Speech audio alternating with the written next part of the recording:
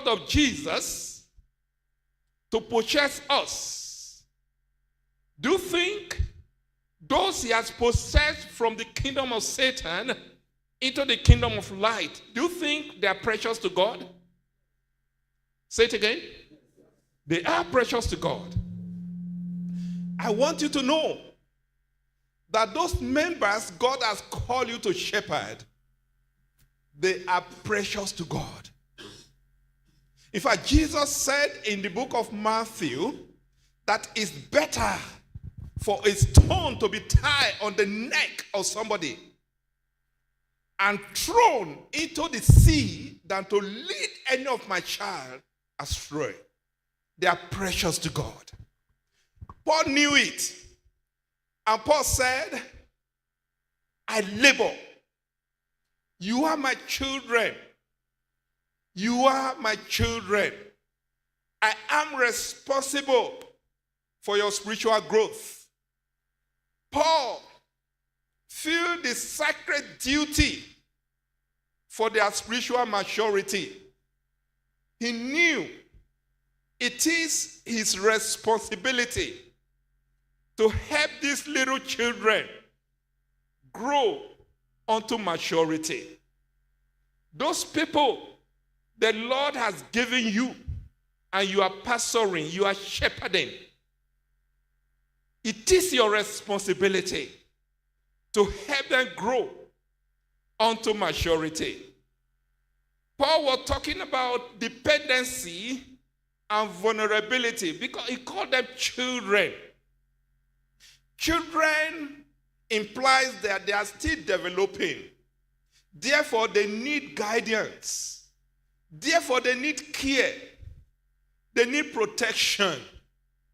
Those people the Lord has called you to shepherd, they are children. They need guidance. They need protection from the wall of the enemy. They need protection from the philosophy of this world. They need protection from themselves. And Paul says, I refer to them as children because of this. Like a loving parent watching their children towards harm, not just explaining their grief, but feeling it deeply. When you see a child, by God's grace, God has blessed us with 3 children. They have grown up now, they are now adults. Remember when they were children, when they were small, when they were, if any of them is playing with something that is harmful, it is not the time for me to lecture the child. It is time for me to help the child that this thing is going to hurt you, and help the child. So Paul, in other words, is saying, he's carrying that same heartfelt sorrow as he watches the Galatian Christians turning away from grace to the law. And he said, oh foolish Galatians, who have bewitched you so easily? You started with the grace, you want to now turn to the Lord? And Paul says, I felt the grief in my heart. I felt the grief in my heart. The second metaphor he used, he said, in the pain of childbirth, again. In the pain of childbirth, again. Let's first of all look at the word childbirth. Then we look again. Childbirth, pain of childbirth is agony, travail, and labor pain. By God's grace, like I mentioned earlier, God has blessed us with 3 children. They are adults now.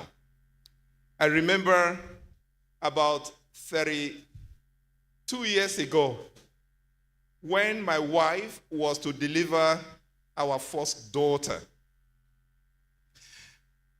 I was in the hospital with her. She is a medical personnel. So I was privileged. That day, there was no other woman in the labor room. She was the only person. I had the opportunity to go into the labor room. I was holding her hand when the nurses were asking her, push. It was a privilege. Huh?